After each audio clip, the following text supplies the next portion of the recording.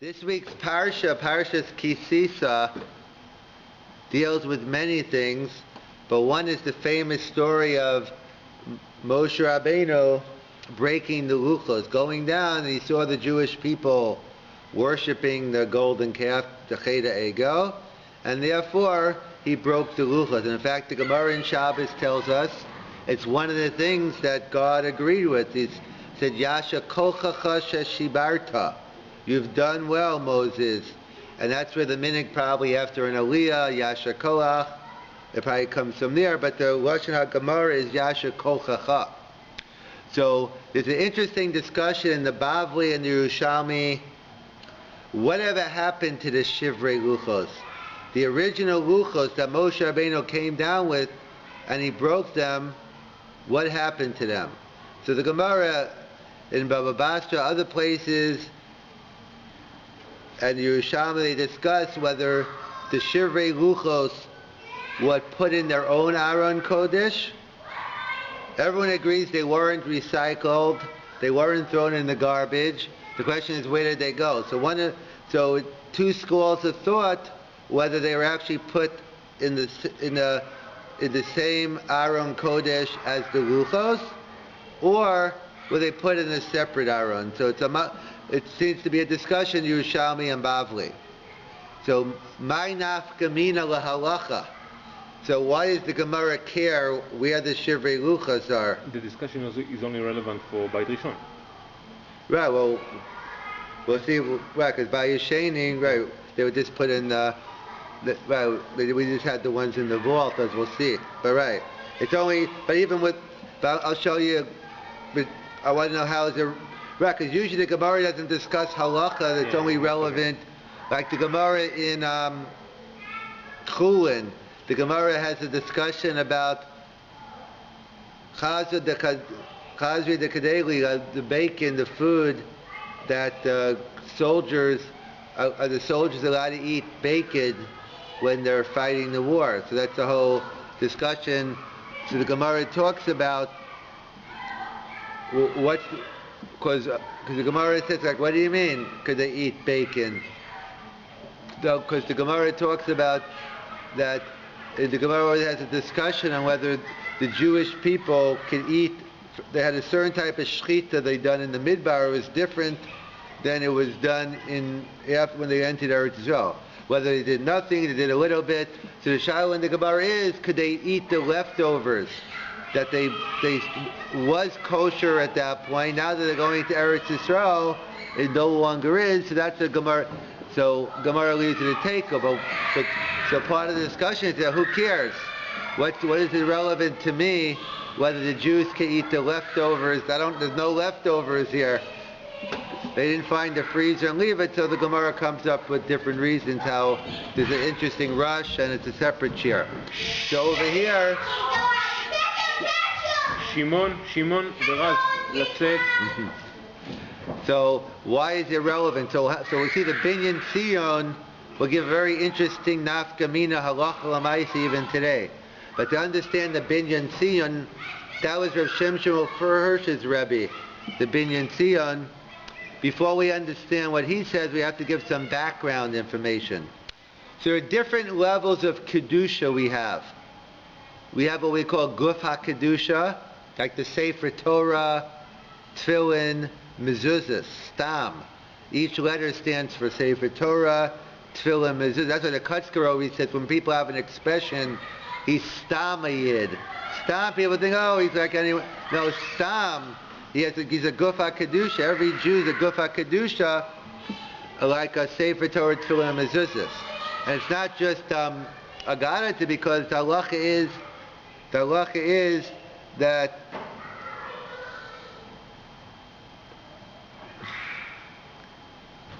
the halacha is that, well, not the halacha, the Gemara in Nida tells us, like I mentioned at the Shalom Zachar Friday night, is about that everyone is taught, every baby when it's in the womb is taught Kol HaTorah Kulo.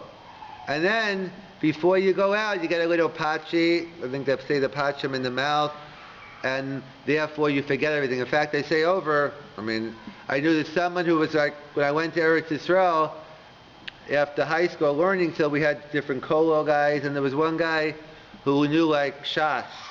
And he was like the black sheep in the family. Like his brother knew all the Tosas by heart. He only knew like Bavli, Yerushalmi.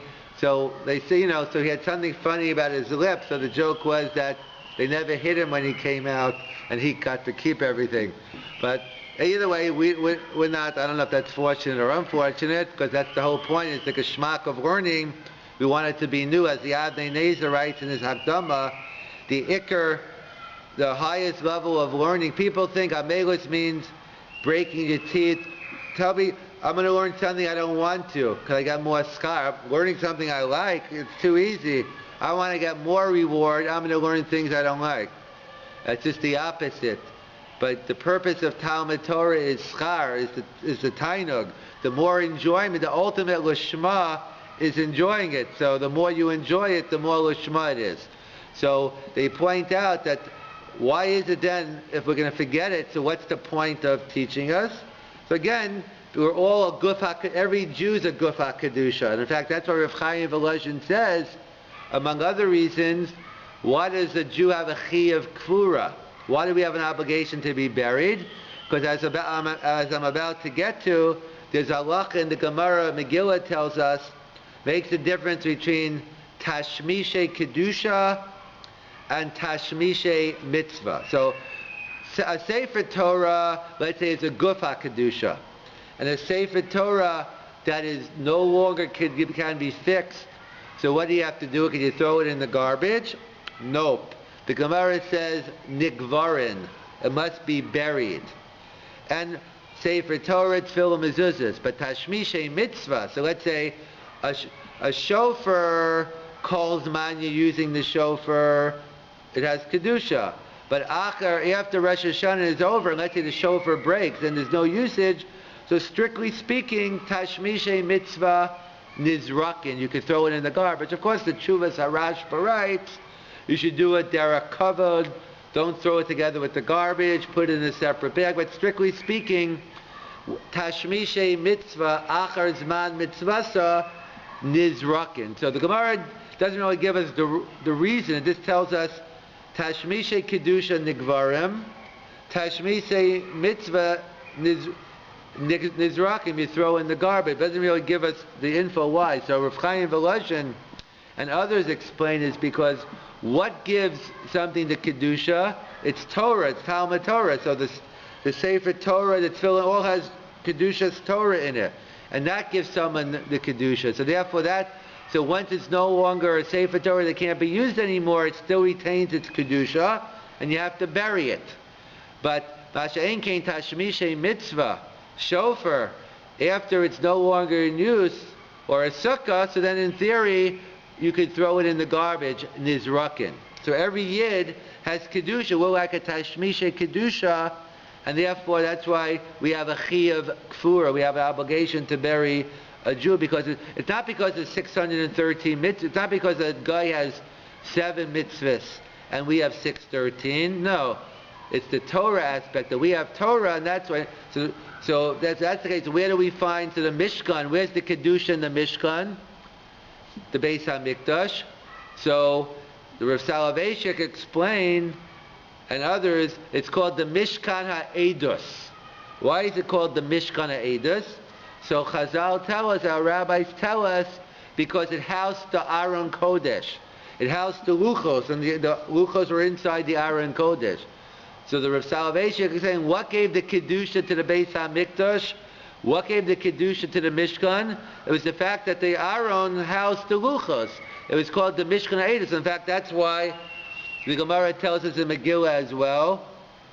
The Gemara Megillah tells us that, based on a pasuk in Yechezkel, that today, let's see, I'll quote the exact pasuk. If not, I'll just tell you by heart if I don't find it.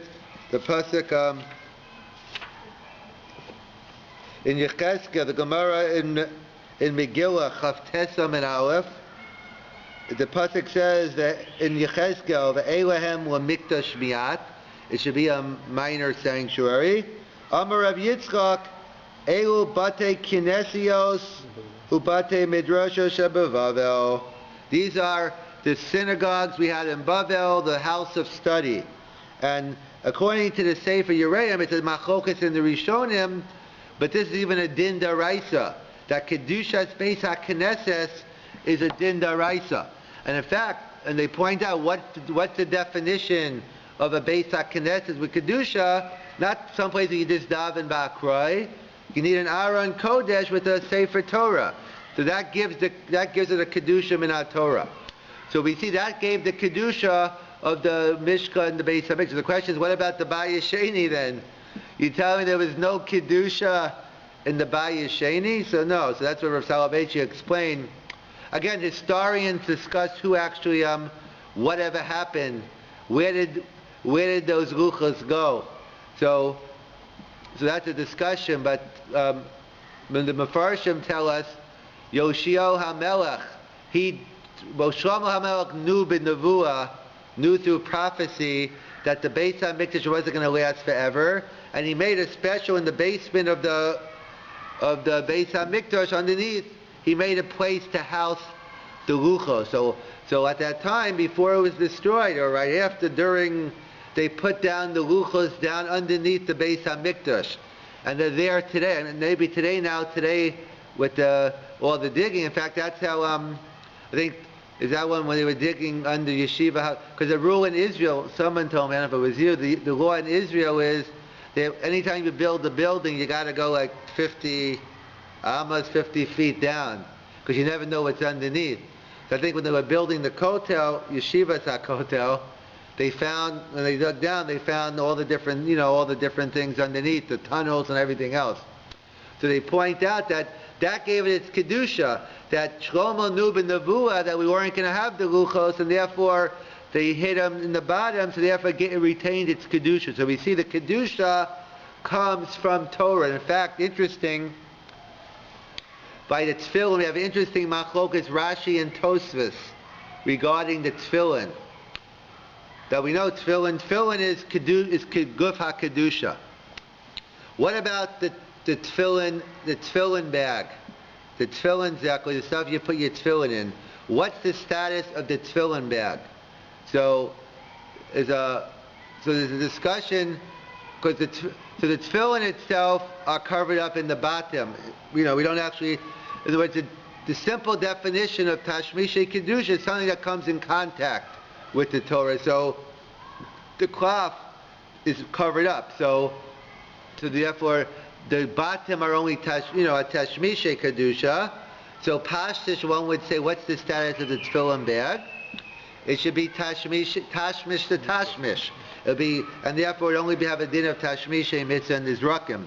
So machlokas Rashi and Tosfos, I forget which one says which, but one says no, that actually the Ritzuas themselves are guf HaKedusha, because you make the letters Shin, Daled, Yud, and that is the status of guf HaKedusha. Therefore the tefillin bag is Tashmishay Kedusha. So it's a machlokas Rashi and Tosfos. So halacha we're machmir, and we treat the tefillin bag as a tashmish to Kedusha, because since we assume maybe the Ritzuas are in there, and if the Ritzuas are Gufa Kedusha, then the tefillin bag is Tashmishay Kedusha, and hence, if it ruins, you can't throw it in the garbage, you got to put it in Shemos, Ta'un Kfura. And in fact, it's interesting to note the mezuzah, a very interesting thing. Mezuzah, if you bring your father to the sofa, you've probably seen them wrapped up. They wrap them up in saran wrap. So the irony is like this. The saran wrapper probably cost about 10 cents, maybe a quarter, maybe less. That has, if let's say the wrap ruins and you want to throw, that's clearly Tashmishay Kedusha. That's touching the mezuzah. But perhaps the $1,000 cover you're spending on the mezuzah, that you could throw in the garbage. But the saran, because that's Tashmishay Kedusha, it specifically has to be touched. So it's interesting, what about the status of the Aron Kodesh? What's the status of the Aron Kodesh? So the Gemara in Megillah says it's Tashmishay Kedusha. So the Gemara calls it Tashmishay Kedusha. The question is why? Pashtus, simple logic would dictate it should be a tashmish to tashmish. It should be like tashmish. Why? Because we put it in, it's covered up, we have the mantle and everything. The mantle, the cover of the Sefer Torah, that's tashmish kedusha. But the Aron Kodesh should be tashmish to tashmish. And not, and we know the halacha, we assume it's tashmish kedusha, and you have to bury it. If it ruins, you have to bury it, you can't throw it out. So, but why is it tashmish kedusha? So there's an interesting carbon nesanel, which makes a lot of sense, albeit none of the posts can bring it down la halacha. But al pisvar, I like it a lot. What does he say? He says, the Bizman HaGemara, the Aron Kodesh was Tashmisha Kedusha. But Bizman HaZeh, times change. I thought the Torah is eternal. What do you mean? The Torah applies for all generations. What do you mean it doesn't apply? I forgot the tape. So what do you mean it applies to all generations? So therefore, what we always explain is the principles apply. The principles given to Moshe at Har Sinai, that applies all the time, but the application, so what does the carbon Nesano say? Bizman HaGemara, when we were very poor, afflicted with poverty, they used to put in the Sefer Torah Arum. As it is. It was empty, there was no cover, and therefore the Sefer Torah was touching the Aron Kodesh. And you had one mantle if you were lucky and you put it on. But Bizman HaZeh, that's during his time, Bizman HaZeh, we live in affluent North America, and people have plenty of money for coverage for the Aron Kodesh, for the Sefer Torah. So Bizman HaZeh, he claims it's only a tashmish to tashmish, and you could be nizrak, and that wouldn't make a lot of sense. However, al pi halacha, no one paskins like him, so we have to come up with another explanation. La halacha, why do we view the Sefer Torah? Why do we view the Aron Kodesh as a tashmish kedusha, and hence nizrakim, and not a tashmish to tashmish? Then it could just be thrown out. Kvarim. You said nizlakim. Yeah, the kvarim. Yeah, it was Hebrew. No one understood. Yeah. So it was tashmish kedusha, you bury it. If it's tashmish mitzvah, you throw it out. So perhaps for another reason, there's another reason the post can bring down. So Tashmisha Kedusha means literally when the Torah touches the cover. So the saran wrap on the mezuzah, the batim of the tefillin, and the mantle. But there's another reason. If something's made solely l'kavod haTorah, if it's done to glorify Torah, that also has the status of Tashmisha Kedusha. So let's say the silver and the stuff you put on top of the Torah, so some claim that's Tashmisha Kedusha, because the whole purpose is l'kavod haTorah, l'kavod l'sevaris. It's like the big day kahuna, it's done for the kavod, and therefore that's why. So perhaps also, it's a little difficult because it's not only to say it's true the Aron Kodesh is done l'kavod, but it's also done for shmira. So it's not clear that, perhaps maybe you'll make that case also for the mezuzah cover. Maybe you'll claim the mezuzah cover is a cover that Torah, so then perhaps you could argue then the mezuzah cover also. Maybe I'm not sure what the minig is. The minig might be the machmir also by a mezuzah cover, and because also not everyone puts saran wrap in also, so the minig might be that people do nigvar and do bury the mezuzah cover. But the bottom line is, it's l'kavod, so that's what perhaps either the carbon nesana makes a lot of sense, but halach l'maisa, no one brings him down. I like the carbon nesana a lot, but l'maisa probably it's kavod haTorah, so therefore it has the status of tashmisha kedusha. So whatever the reason is, the Aron Kodesh has the status of tashmisha kedusha, and hence nigvarim. But what about bookshelves? What's the status of a bookshelf? All the svarim.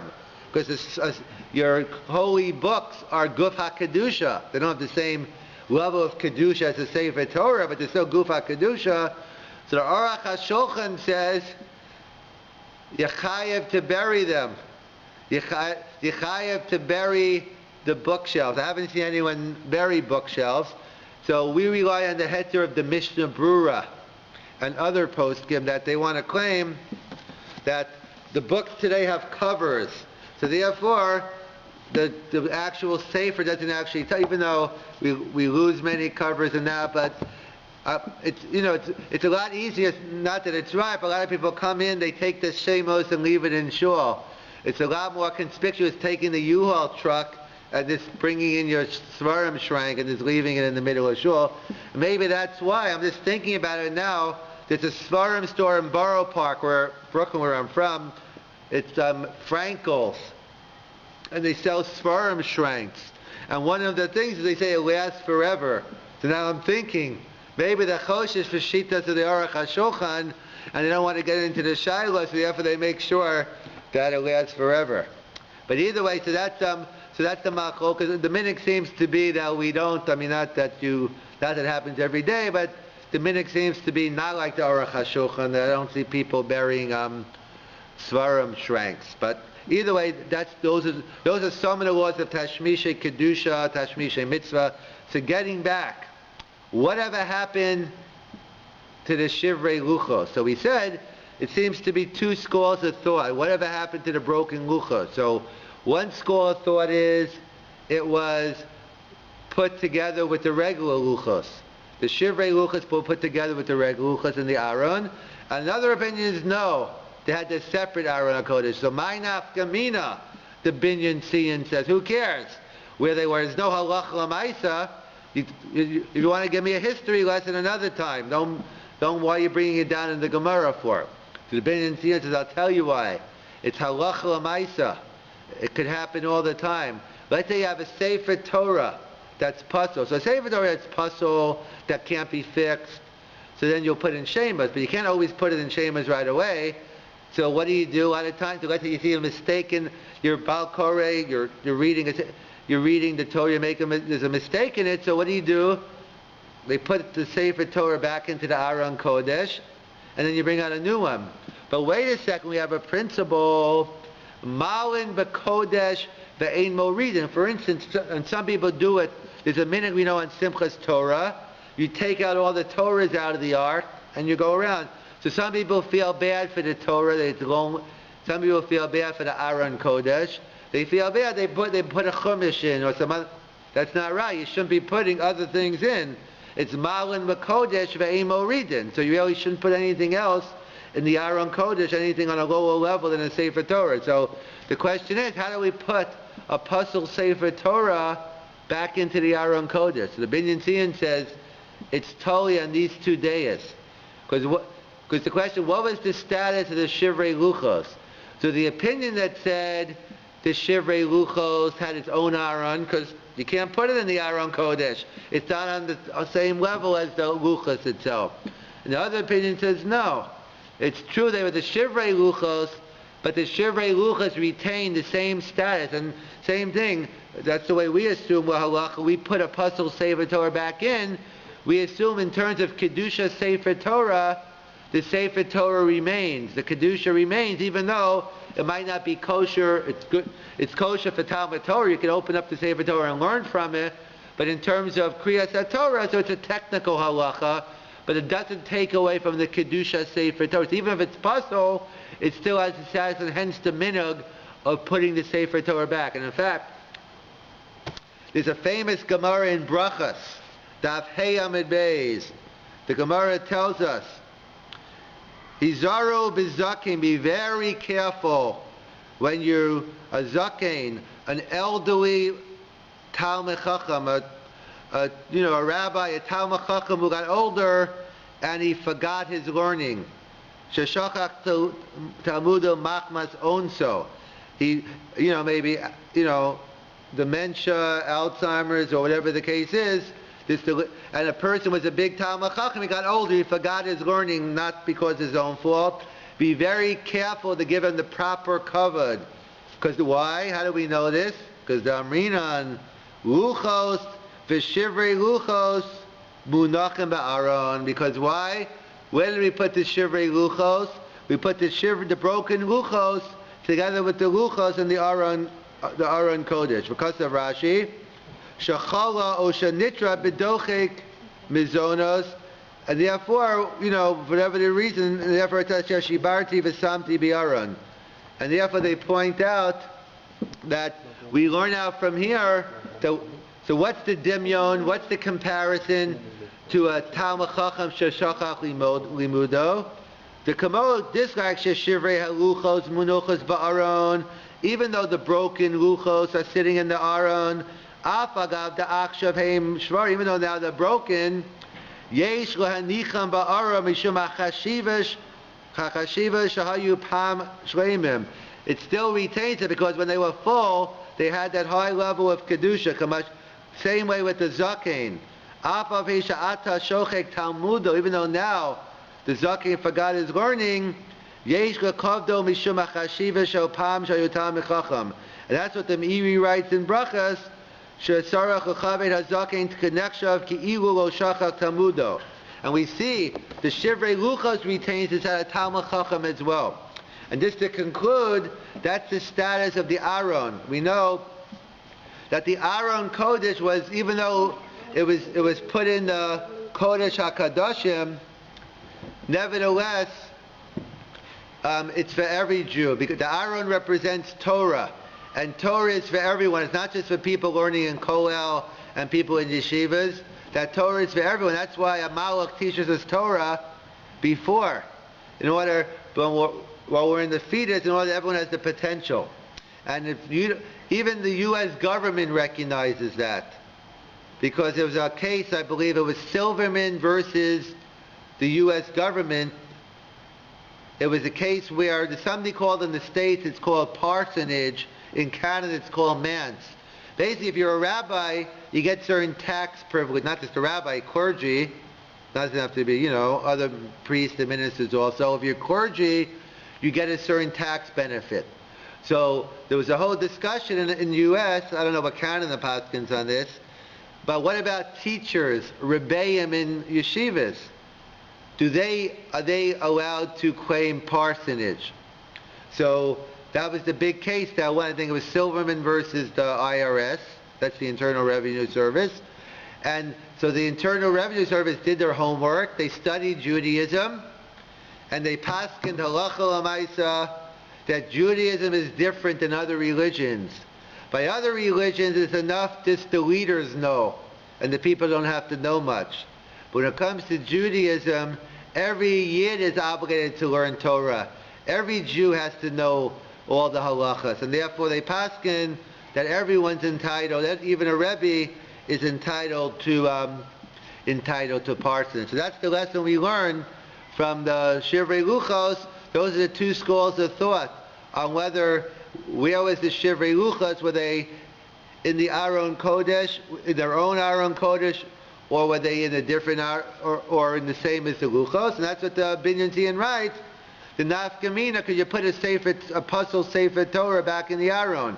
If the Shivrei Luchos were alone, then no. If the Shivrei Luchos were put together in the Aron, then you can. We paskin, like the Gemara tells us, that you have to have covered for a zaken sheshachach limudo, but it's just like the Shivrei Luchos, they have the same kedusha now that they had before, and therefore, so too we're permitted to put a puzzle Sefer Torah into the Aron Kodesh.